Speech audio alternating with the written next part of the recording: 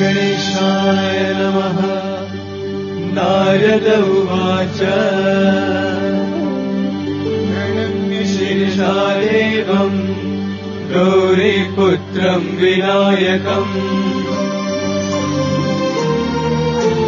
भक्तावासम् स्मरे नित्यम् आयुकामार्थसिद्धये।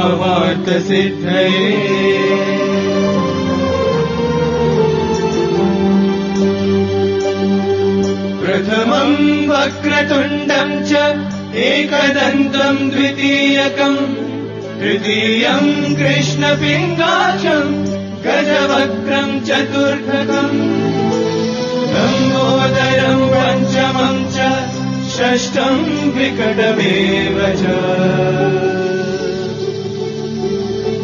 सप्तमम् विघ्नराजेन्द्रम् धूम्रवर्णम् तथाष्टमम्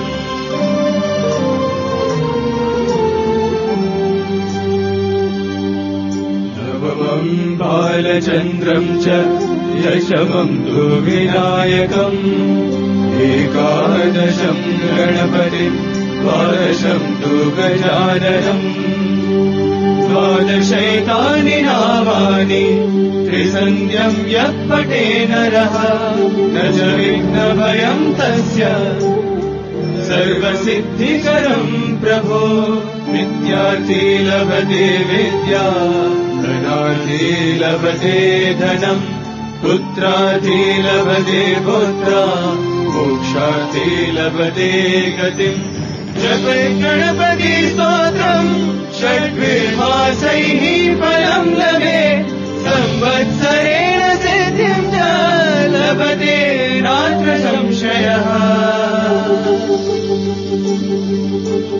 अष्टभ्यो ब्राह्मणेभ्यश्च लिखित्वाय समर्पये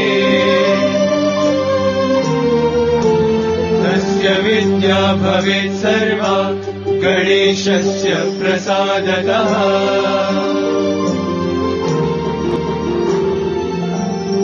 इति श्रीनारदपुराणे सङ्कष्टनाशनम् नाम श्रीगणपतिस्तोत्रम् सम्पूर्णम्।